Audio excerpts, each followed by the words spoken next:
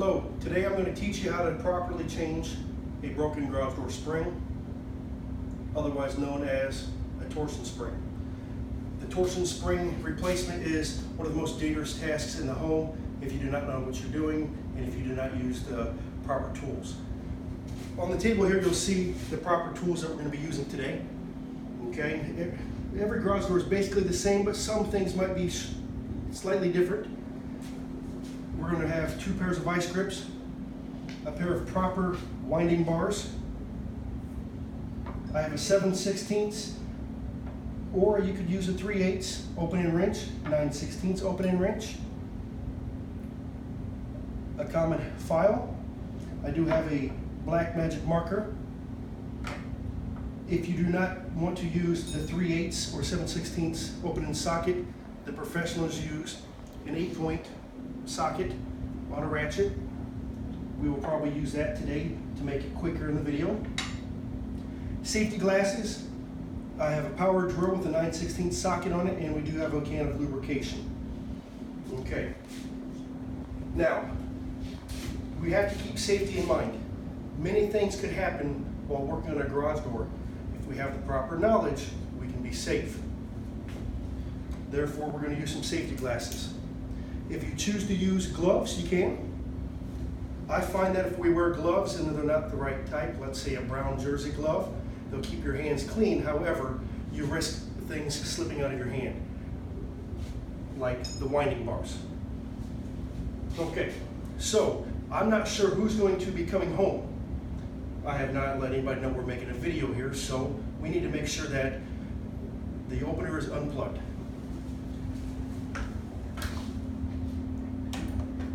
Now, if somebody was to hit a remote control button on the outside, we're trying to prevent somebody from coming in and hitting a button, and could cause some safety issues. This unit is equipped with a battery backup. I want to make sure that nobody's going to remotely open our door because this is equipped with the MyQ Wi-Fi over the cell phone. So we also want to disengage the opener from the trolley. Okay. One last safety thing we're going to do is take one of these pairs of vice grips, and we are going to lock it snug up against, excuse me, onto and above a roller onto the track. That will keep this door from lifting. Later on, when we replace the springs, if we miscount when we're winding, and you have too many turns on your spring, the door will want to rise up, and the pair of vice grips will prevent the door from rising up. If that happens, we are not going to miscount, but you never know.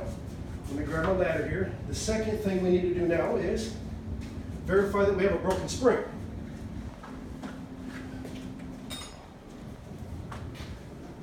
Looking at this spring here, if you look, we have a center mounting bearing plate.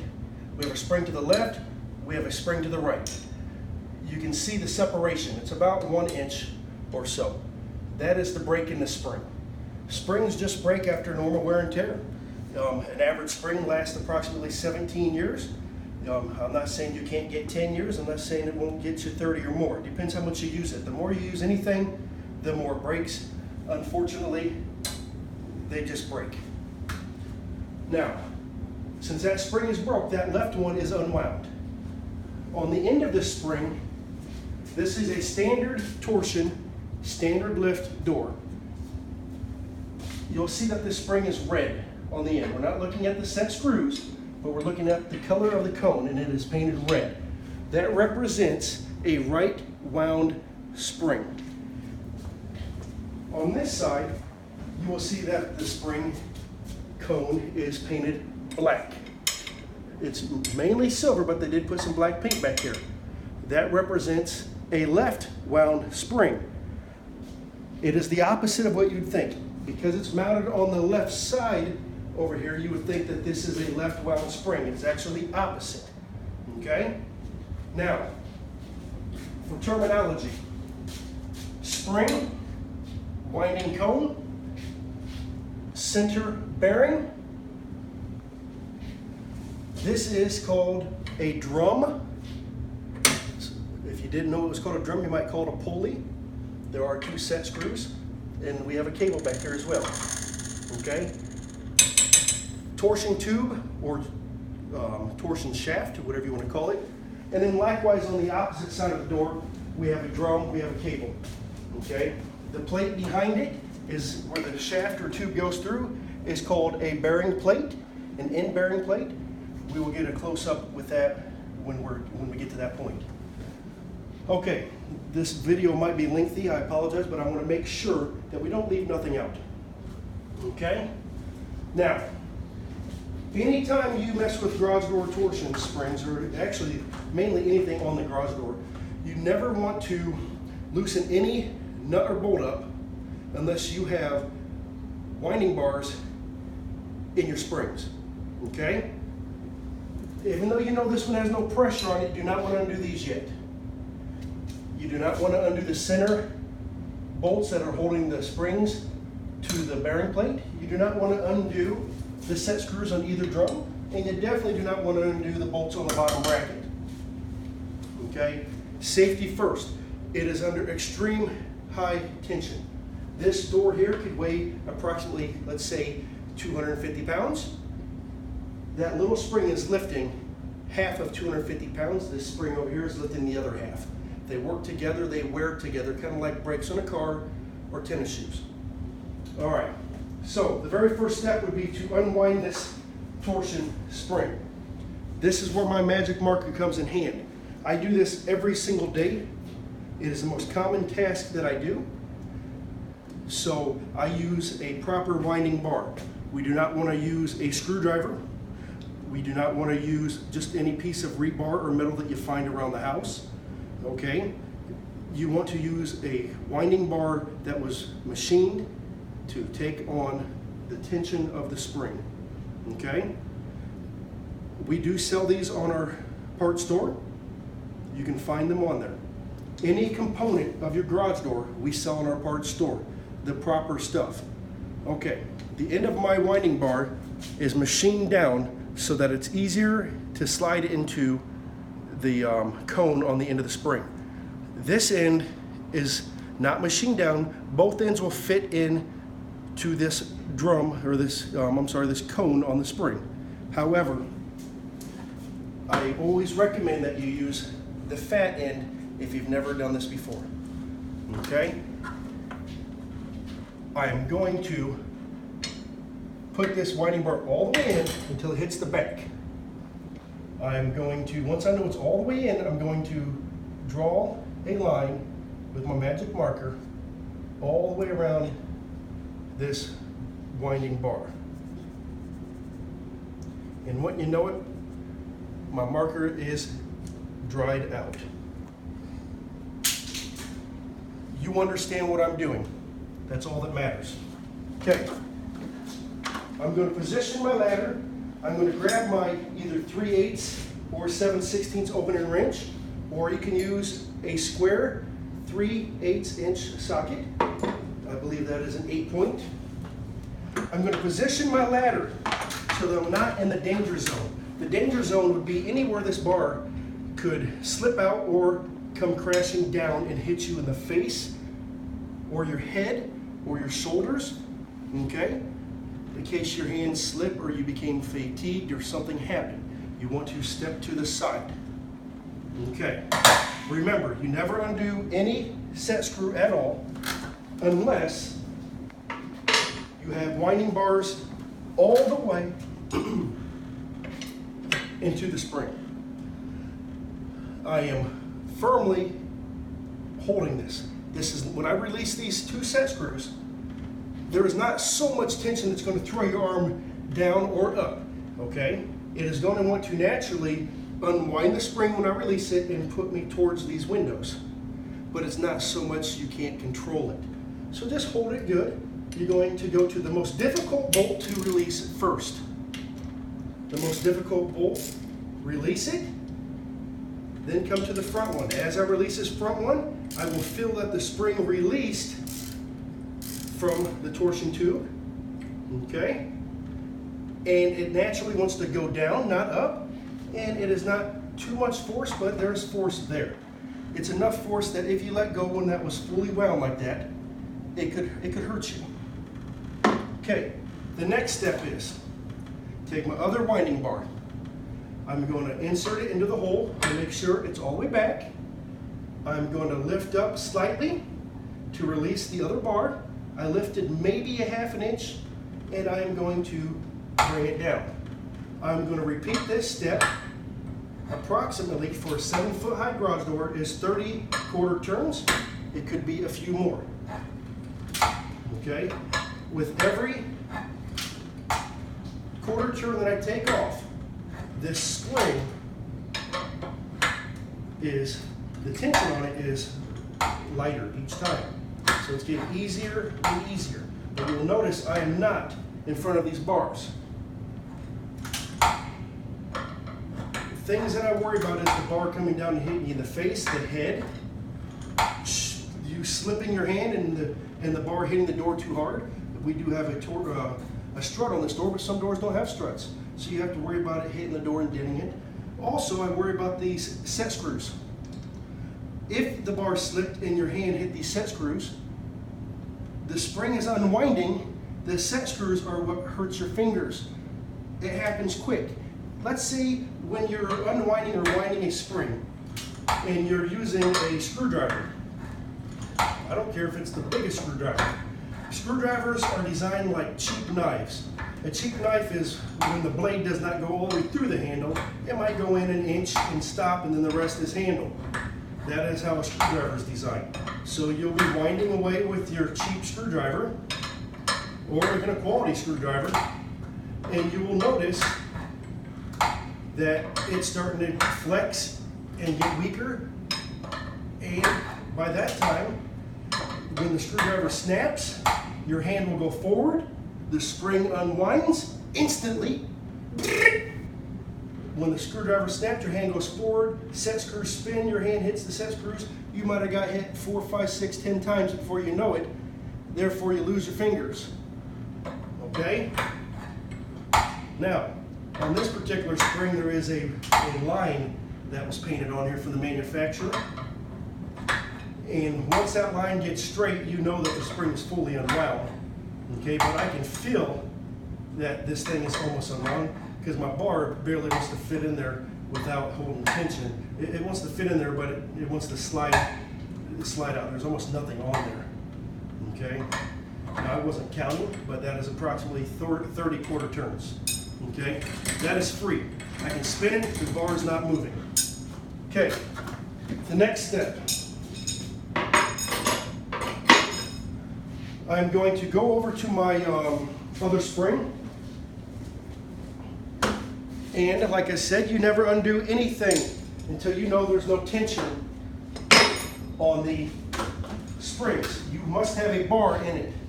It is obviously broken, but for safety, keep your face and fingers and neck and head and everything away. Step to the side like I told you.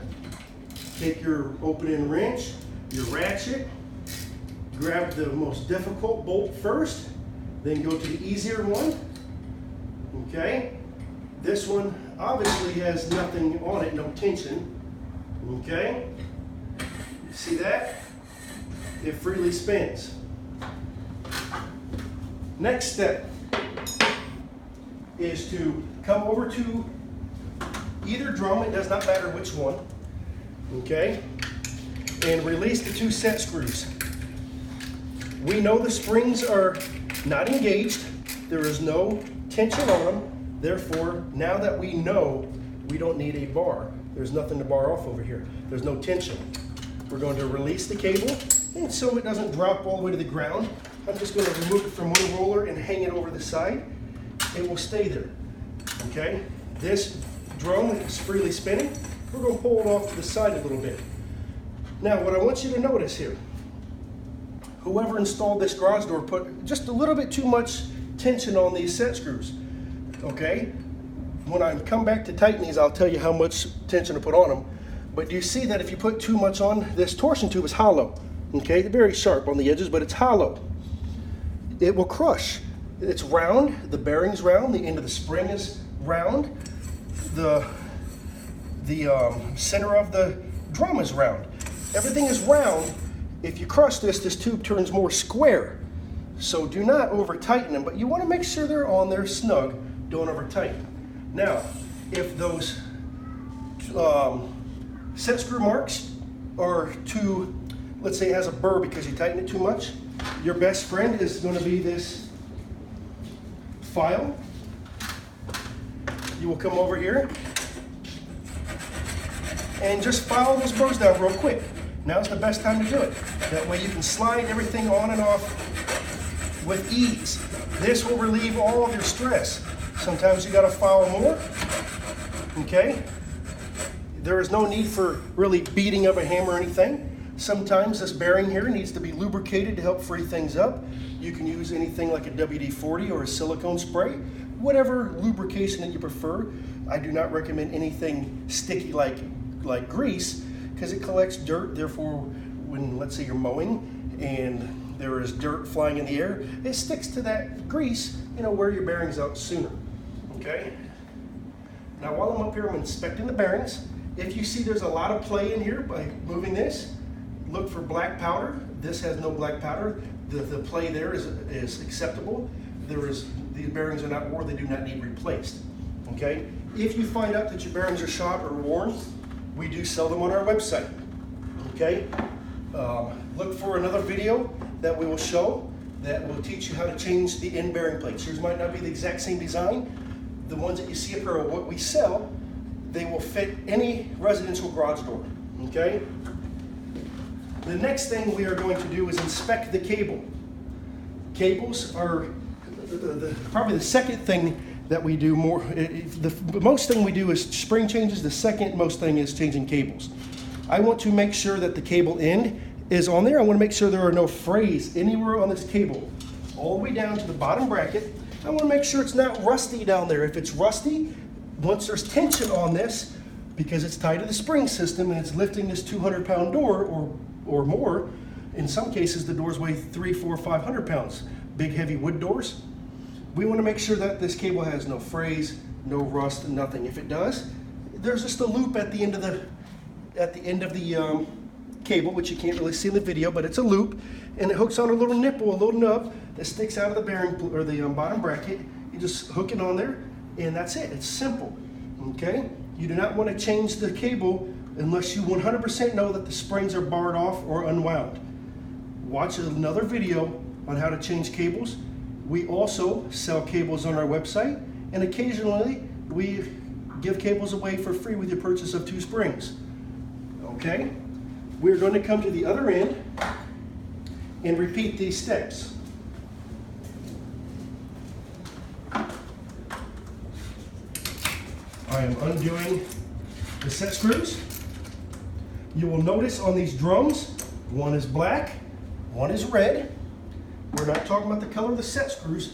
Some set screws are not painted, some are. They paint them red so you know it's a danger area. Do not remove. Okay? I'm going to drape my cable over, and I'm also going to inspect this cable and make sure there are no frays. Okay? I want to make sure that the bottom of the cable is not rusty.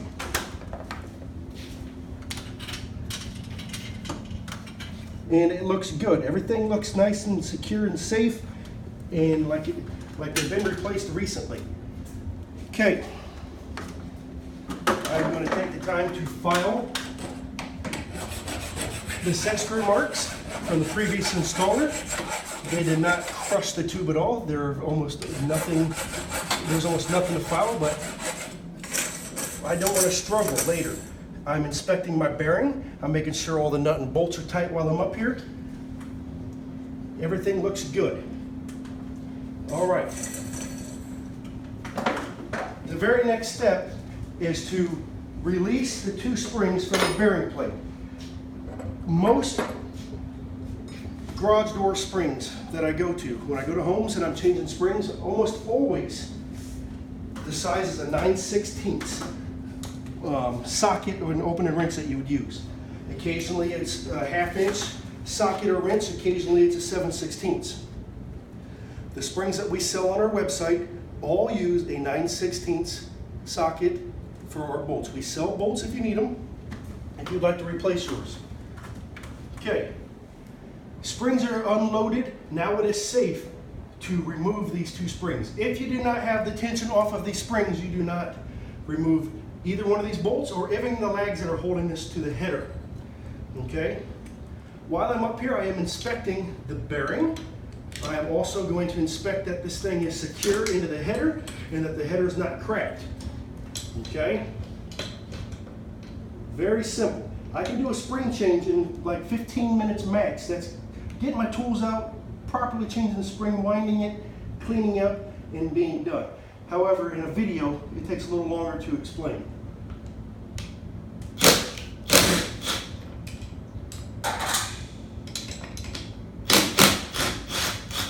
Okay, both of those are released.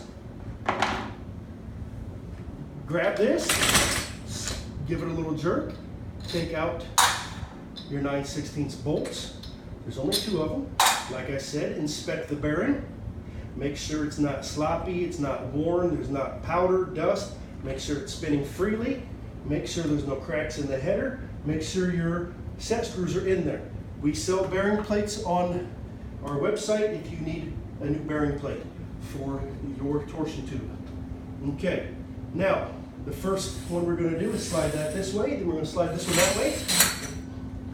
If needed, you can take a file and file the set screw marks where the spring was once mounted. I'm sorry, where the set screws on the spring were. Looks like this door has seen a couple different springs, which is fine. You just want to file all those, and likewise on the other side. It is the best time to do it before you get started.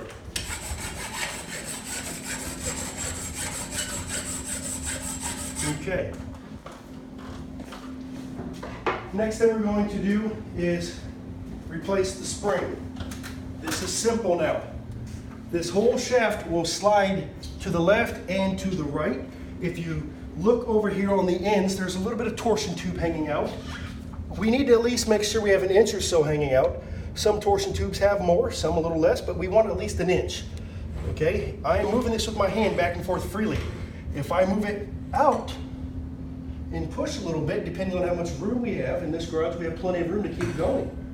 Okay, since I filed, this drum easily slides off. Okay, you can put that on your ladder, or you can even set it right there so it's out every way. It is made of aluminum.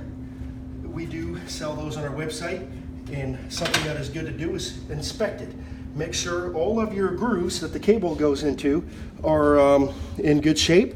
Make sure there's no cracks. I've inspected that one and I'm happy with the quality of it still. Now we're going to slide off the broken spring. There's the first half. There's the second half. As you will see, it is red. I'm going to replace it with the proper red spring. You will know what spring to use because on our website, we have quite a few different ways of making sure you are educated on how to pick what spring there is. We have charts, we have videos. We also have, if you email us a photo of the inside of your garage door. When I say the inside of the garage door, look, I am a guy that does this every day. Our team does this every day. We own a garage door company that goes to people's homes. My family is 3rd generation in garage doors. We know garage doors best. I'll be right back. Let me grab my spring. Okay. Anyways, send us a picture of the inside of the garage door. Okay, I need to see the material that it's made of. I need to get a visual of what the overhead springs already look like. If there's 1, if there's 2, I can judge in photos about how tall your door is, and I can send you the spring that you need because I can just look at the picture and know. If you want to make sure that you are 100% correct on the spring, watch one of our videos on how to get the proper spring. It will teach you how to measure the coils. We'll talk about the inside diameter. We'll talk about left wound and right round. We'll talk about length of springs. Okay, there are literally thousands of combinations of springs. Okay, it is a mathematical figure called inch-pounds per turn. If you give us the information that you receive when you measure it, we'll plug that into our equation and we'll be able to get you the proper spring as well. Sometimes we need to know the weight of the door. Sometimes we need to know the height, the width, what it's made out of. But with a simple picture is what I prefer. I can send you the proper spring. Okay, this is a red spring, right wound. It is going to go on the left. I'm going to, if you look in here, if I tighten those set screws, you'll see that they go down. We want to make sure those are backed out just enough so that they don't drag the torsion tube and cause us any problems. But we don't want them backed out so far that we're up there cranking forever. We want them right at the end, but not sticking out. I'm going to come up here. These springs do flex, so you can maneuver around your bearing plate. Slide it on. I'm going to grab the drum. I'm going to make sure that the set screws are facing inward. In some situations, your drums might be on the outside of the bearing. Okay, I suggest that before you remove anything, you take pictures so that you remember what it looked like when you started. If you have a unique situation, give us a call. We will walk you through it, okay? I'm going to slide this torsion tube back over into place, and I'm going to give it a slight push towards the wall so that I release it from the other bearing plate so I can change it. Okay. And we have plenty of room back here. Okay. Now we will come over here and repeat this step. Inspect the drum. Grooves look good, no cracks. I'm happy with this. And I'm going to stick it right here out of the way. I'm going to remove the spring. So this spring is not broken. So you ask, why are we replacing it? Can't we just put the new spring on that was to replace the broken one? Why am I replacing the spring that's not broke? It is like tennis shoes and brakes on a car. They both wear the same. This ain't the hardest task in the world. It's something you only want to do once or twice in your life. Why do you want to do it all the time? Therefore, if you don't want to do this next week, or possibly in 2 or 3 weeks, just take care of it now. Then you don't have to do it again next week, okay? If you replace both springs at the same time, we make sure we have 2 matching springs that are both working the same, at the same time, the same strength. Okay, I'll be right back. I'm going to go get my other spring.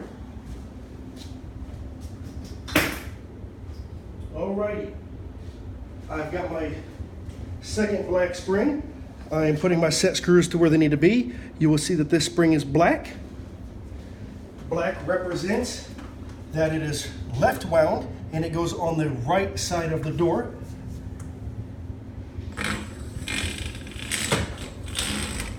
This spring weighs maybe 10 pounds. Okay, that slid on very easily. I'm going to take my drum, set screws in, slide it on. I'm glad I filed that. I'm going to slide this over, and I'm going to make sure I have at least 1 inch sticking out. However, for cosmetic reasons, because I want it to look pleasing, I want each side, here to here, likewise on the other side, to be about the same. So I have about 3 to 4 inches hanging out. We will walk over here, and likewise I have about 3 or 4 inches. Okay, basically I try to center the tube.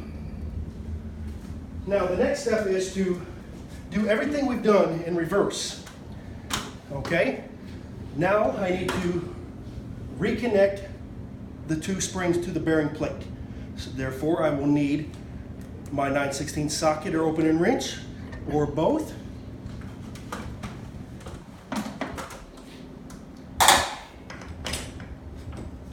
Slide the 2 springs together. Insert.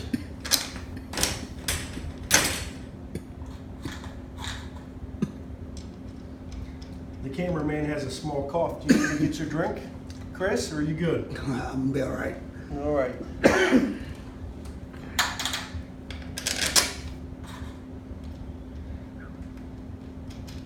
Chris is on the camera. He's doing a good job. You need a drink? No, I'm all right. All right. I think I need one with all this talking I'm doing. I hope you guys are paying attention. I hope that the video is informative. If you have any recommendations or comments to the pros out there watching this, let me know. Okay, if I'm missing something, we'll make sure to add it. I'm trying to be very informative. I know some people don't like to watch lengthy videos. In this situation, you need to see it all and hear it all and actually watch me do every aspect. And why am I doing it? Okay, I'm holding the 9/16 on there, opening wrench, taking the impact of the nut end, and I'm just tightening it enough. I don't want to tighten it so much that it crushes the, look, these end cones are made of aluminum. If you over tighten it, you will crack that aluminum. Okay, I do this so much that I know the sound of my impact on what's tight. But also, you know how to tell if your nut and bolt is tight, or you wouldn't be trying to tackle a do-it-yourself torsion spring to save yourself $200, $300, $400 in repairs costs. That is why you're doing this yourself, to save money. Okay. Now, everything is back together like it was. The next step is to wind the springs. Okay? There are quite a few different ways to wind and reset your torsion system back to how it was. I'm going to show you the safest and easiest way for a homeowner that's doing it themselves, how to do it. Every day when I do it, I might do it slightly different because I do it every day and I know where to stand, where to move, how the whole entire system functions. I get that, okay? However, for video reasons and for safety reasons for you, I'm going to grab a pair of vice grips. The other pair is still on the track. I'm going to grab my either 3/8 or 7/16 open-end wrench that fits over those inset screws, or the ratchet with the 3/8 square drive. Okay? Alrighty. We're going to take the end, feed it back through so that it is inside the track. You want to make sure that it is not outside of any of the braces or brackets that hold it to the wall. It is not caught or tangled on anything like the safety eyes down there or anything the homeowner might have in their garage. It is free. Now, Chris, if you can zoom in on the back of this drum so that they can see that there is a little slot in here. Do you see that on that video? Here, let me lift it up a little bit so we can get a better view. Okay, sorry about that, guys. There's a slot right here, okay? This is where the end of that cable is going to go in, right here, and it's going to just kind of go up at an angle. All right, Chris, if you can hold that up there as good as you can. I'm going to bring it a little closer. I'm going to take that cable, I'm going to hook it in there.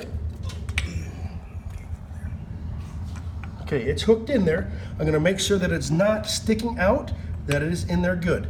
Okay, and Chris is going to watch how I wind this.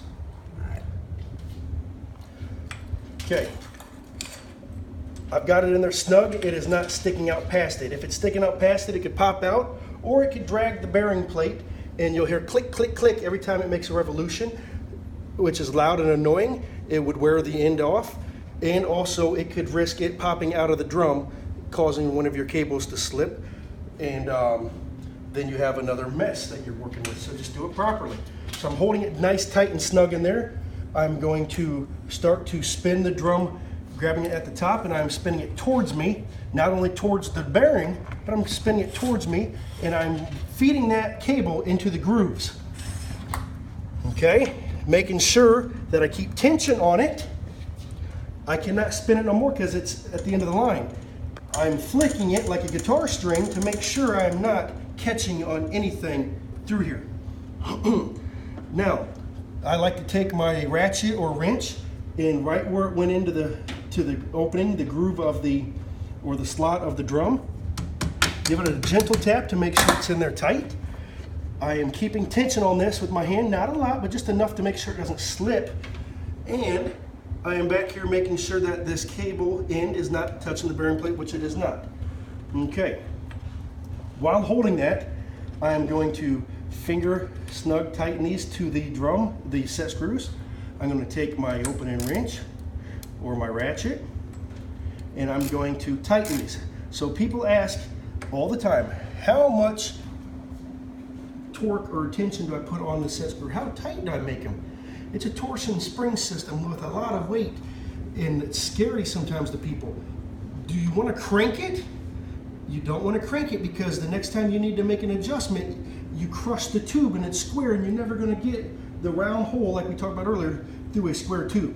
So we like to make sure it's all the way down so the set screws are touching the torsion tube, and we're going to give it, if you notice, they're square. So we're going to give it 2 quarter turns, 1, 2.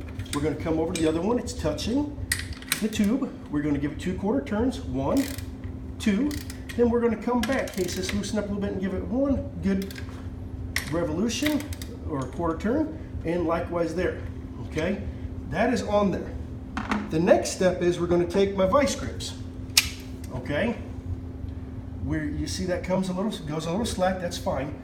We're going to take the vice grips, we're going to set them so that they will pinch the torsion tube. We're going to grab it, make sure that cable is tight, and we're going to set the vice grips up against your ceiling. Okay, tight against the ceiling. Let me try that again. Or up against the header. Okay, header or ceiling. Spin these the other way. There we go. Okay, this is nice and tight. The vice grips up against the ceiling. You can also go against the header if the ceiling's higher. That ain't moving. I can't turn this. Okay, the cable is nice and tight. The very next step we're going to do is come down here and do the same thing down here. Once again, making sure that the cable is not caught behind the roller or the tracks, anything. It is nice and free. It's not on the safety eyes or any items. I'm going to hook it into my slot, slide it over, and as I'm sliding, I'm turning it towards me, and I'm staying in the groove. It is up against the bearing. I'm going to give it a nice gentle tap. I'm going to inspect it to make sure that it's in there by looking on the side, and it's not going to rub against the bearing plate, the actual end of that cable, keeping tension downwards. I'm going to set these set screws with my fingers till they touch the drum. I'm going to tighten this. Okay, we talked about 2 quarter turns or so, then come back and give another quarter turn or so, not too much. Okay, now because of the vice grips on the other end up against the door or the ceiling or the header, this one is not going to spin either. They're both tight. Now we are safe to go wind our go wind our spring. It doesn't matter which spring you pick. You can wind the left one or the right one, red or black, it doesn't matter. Okay, now if you feel more comfortable to make sure that you put the right spring on, now's the time to do that. Okay, I'm going to set my ladder, remember, red on the left, the end of the spring that is black on the right side. I set my ladder up so that my face is nowhere near this spring if my bar slips. Earlier we talked about drawing a line around your end of your bars. My marker was dead. However, make sure that's in there. You'll be able to visually see what that mark you put on there. You can even put a piece of tape around it, electrical tape or something, so that you know if that is all the way inserted. Okay? We are tight. This has been inspected. Both drums have tension on them, and the cables are on it. The drums are holding it still. This has all been filed down. That way, when you wind a spring, it does grow a little bit. This thing will grow up to a couple inches, okay? So when it's growing, because it's a spring, it stretches and we're winding it. You want to make sure you're not hitting a burr or a snag. Therefore, that's why we filed, okay? Now, different people wind springs differently. I'm going to show you the safest, easiest way, okay? If you do it every single day, you'll come up with your own techniques and you know what's safe. This is the safest way to teach you how to do this. Now, when you was on our website and you ordered some springs and you've watched these videos, there is also a chart on there that tells you how high is your door. that is how many quarter turns you put on each spring. Okay, we measure everything in quarter turns. This is a 7-foot door, therefore you put approximately 31 quarter turns on each spring. 31 over here, 31 over there. If your door is 7 foot 3 inches, 6 inches, if your door is 6 foot, it would be different than 31 quarter turns. Okay? Now, I am going to insert the spring. It is all the way against there. That right there is considered 1 quarter turn. I'm going to take the other bar, insert it firmly. Okay? Once I know it's in there, I can release this one. This is considered 2 quarter turns. And then we're going to repeat. Okay?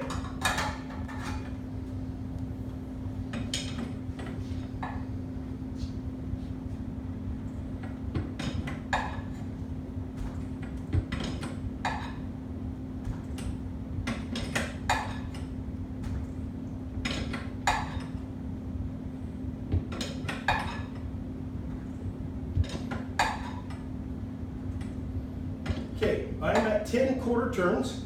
There's enough pressure with the spring that if you let go of the bar like I just did, it will rest against the door. You don't have to worry about it falling. Before 10 turns, you gotta keep some hand on there so that the weight of the bar doesn't just slide out when you let go. So that's at 10. If you need to take a breather, now's the time to do that. We're gonna get to 31 quarter turns, and it was almost no effort to turn that. You really start to notice that it takes a little bit of effort when you hit 20. 20 to 31 is where you're going to use the most effort, the most strength. It's not going to take a lot of strength and a lot of effort. Even a small woman can do this, okay, with the proper knowledge and the proper tools. So I'm at 10, okay?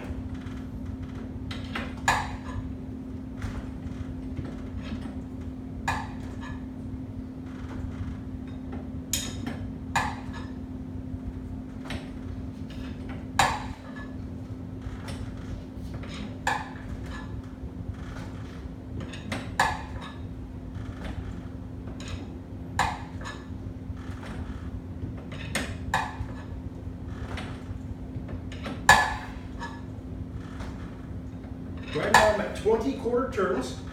Like I said, 20 to 31 seems like where you're going to need the most effort. So now's a good time to take a breather if you need to. Okay, notice my face is nowhere near the line of where the bars are. If you feel like you're too close, it's okay to stop. Rest it against the door. Move the ladder. Okay? Here we go. 21, 22, 23, 24, 25, 26, 27, 28, 29, 30, 31. Okay, now you want to leave that bar in there. You can't really pull it out if you tried unless you give it a really big yank, but the tension on there is keeping that bar from coming out and it's resting against the door. I can take one finger and move that still. It's not coming out and it wasn't so much effort. I'm struggling. Okay, now check my cable and make sure it's still tight. Check that cable, make sure it's still tight. The vice grips are still up there. If you would like, you could also grab this tube and we're going to spin it towards us just in case your vice grip slipped a little bit. Okay, so I'm grabbing and I'm pulling kind of hard just to make sure those cables are tight. Okay, we're going to set the set screws so that they touch the torsion tube. And just like we set the cables, we're going to give it 2 quarter turns. Come to this one, 2 quarter turns. Then we're going to come back to this one, give it 1 good quarter turn. Okay, that I can feel got into the torsion tube a little bit. It didn't crush it, but it's tight. Now, it is safe to release this bar if you verify that your cables are still tight. Once you set these set screws to this tube, it becomes one with the whole system. The tension on the spring with the cables holding it tight is keeping the cables from falling off, if that makes sense to you. Because there's tension on the spring, we bolted it down, that it makes the torsion tube and the spring one piece now.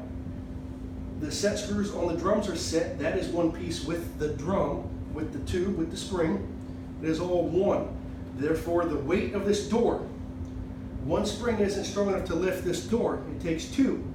So, we can safely remove this bar, and the weight of the door is keeping this spring from unwinding. You can look at this like a mouse trap. Okay?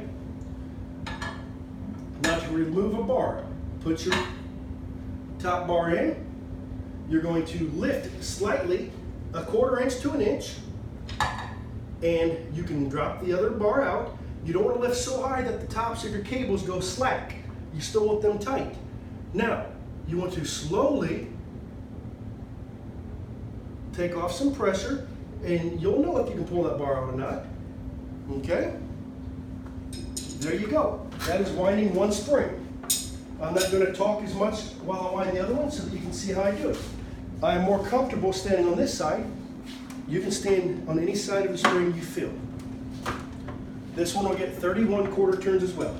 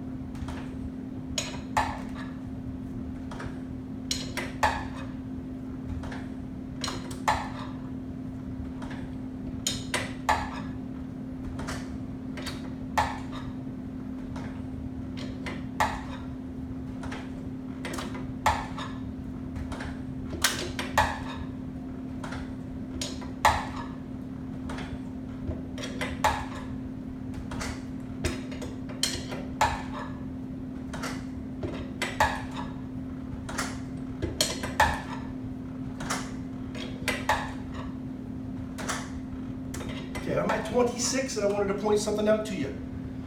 As I'm winding this, that spring is spinning, and you can look at the end of the spring up on the cone. Can you see this, Chris? You can see where the end of the spring is twisted onto this cone. This cone goes back a couple inches and it's threaded.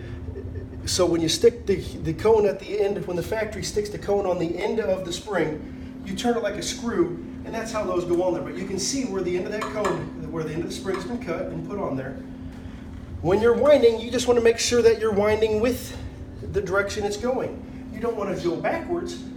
That is another verification that you're winding it the correct way. You would know almost instantly if you're winding it backwards though. Okay, so I was at 26, I'm going to 31.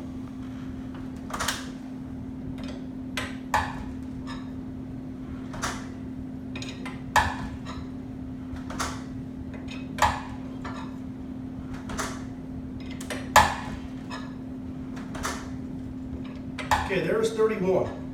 That bar is up there all the way against the back of the cone hole. You can rest your bar there. Okay, make sure everything still looks good. It does. Tighten these down to the torsion tube, the set screws. Get my ratchet in the right spot here. Okay, we're going to give it 1, 2. 1, 2. Come back. 1. Come back. 1. And if you feel like you might have not got a full quarter turn at any of those, just you can give it a slight bit more.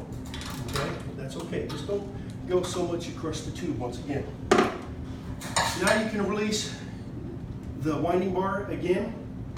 Put it in. Make sure that when you're lifting up, you're only lifting up 1/4 inch, no more than an inch. And you're looking at the top of each cable, making sure you're not powering them so that they go slack. I'm going to slightly release that tension so that the bar can easily come out, but I'm keeping it in there just to make sure nothing went wrong, which it hasn't. I can pull it out. And that is winding 2 torsion springs, replacing a broken spring. Okay, the very next step, and we're almost done here. Next step is to come over here and release the vice grips from the torsion tube. We are still unplugged. We're going to manually open this door up and check to see if it's balanced. Okay? So, you can hold on to something. You don't want to get your fingers in between sections, of course, but hold on to it. Some doors have step plates. Release your vice grips. Okay? And make sure that this door is not going to spring up. This door, if I let go now, is not springing up. If it wants to lift up off the ground, then you have inaccurately measured and put the wrong spring on the door, or you added more quarter turns than you were supposed to. If you have a 7-foot door, you put 31 quarter turns on it, and you have the proper spring, it won't lift up. Now, with almost no effort, I can lift this door up, and it goes up nice and easy. Okay? When I released the vice grips, you notice that the door stayed down on its own and it didn't raise. It wasn't hard to lift up. Somewhere about halfway, you'll notice this door doesn't know if it wants to go up or down. That is what we're looking for. It doesn't have to necessarily be exactly halfway. Sometimes it's up a little higher, sometimes it's down a little lower, but we want to make sure that the door somewhere in this window here, it doesn't know if it wants to go up or down. The next check that we do is we lift it the rest of the way up. Keep your hand on it. We don't want it to push out the back. You want to make sure that this door stays up on its own. If the door wants to fling up and just want to keep going, the math is wrong. We have to make an adjustment to the spring, or it has the wrong spring. And we also don't want this door to naturally start to want to roll down or creep down on its own. Okay? This door stays up where it's supposed to, up flush with the header. Somewhere about halfway. It doesn't know if it wants to go up or down. And it also stays down on its own. It doesn't spring up. Okay? That is a perfectly well-balanced garage door. Now, we need to reconnect it to the opener and make sure that everything is functioning properly still. Sometimes the opener has to relearn the new spring because when the opener was installed or over time, it lost memory of how heavy the door was. It's lifting it up, a heavy door with new springs that are perfectly balanced. The opener might not have to work as hard. Therefore, you might have to make a small adjustment to the opener.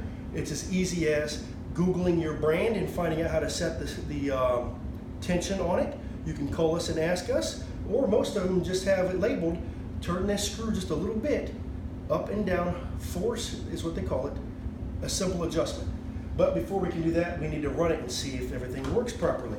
So, while you guys are watching the door, I'm going to run back here and hit the wall button.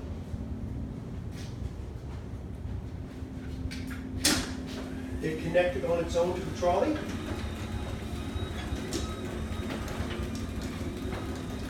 That opener is very quiet and functioning properly. That is a 1.25 horsepower Chamberlain garage door, belt-driven DC motor, very strong, very powerful. It has a battery backup. It has the Wi-Fi capability where you can use your cell phone or your Apple Watch to monitor and control the functions of your garage door.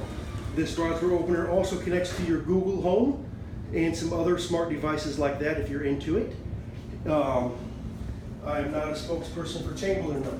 I am a big fan of Chamberlain. They're the parent company to the LiftMaster and another common opener, the Sears Craftsman, and some other models. Okay? However, there is a spring replacement.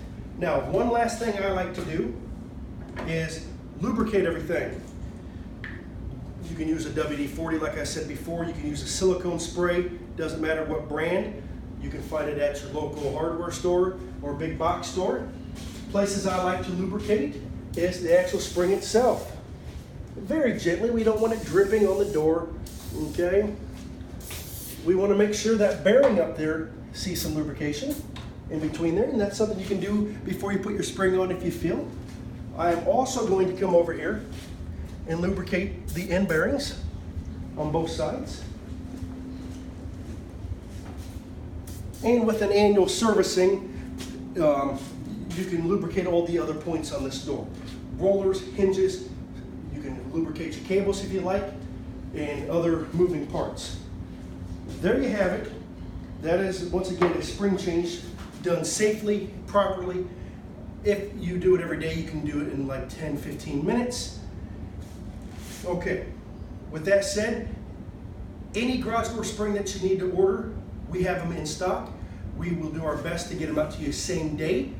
If you have questions, our customers are more than happy to call us. Unfortunately, we only take calls for our customers. If everybody in the world called to have garage door questions, but you want my customer, you'd be eating up my day, and I couldn't help my customers. So if you want to call and ask how to do something, I am more than happy, or another person here, another service tech, is more than happy to answer any of your questions and walk you through the process. We can do FaceTime videoing if that's what you like to do. We can talk through Facebook Messenger. We can text. We can chat on the phone. Many lines of communication. Okay, you can find all those things easily on our website. Okay, our phone number, we use a local phone number to where we are here with cell phone technology. It's not long distance in the United States. 260-610-8568.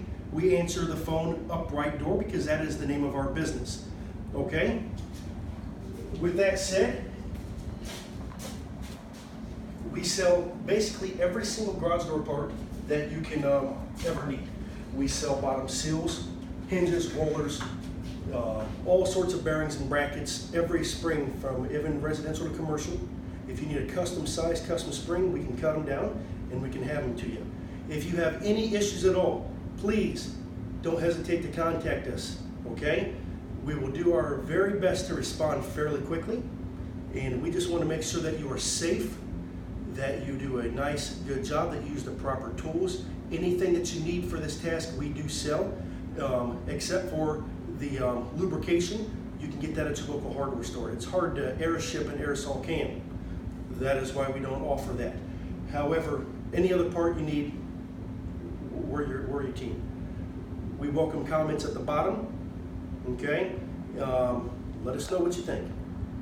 Thank you for watching our video. God bless you. Thank you very much.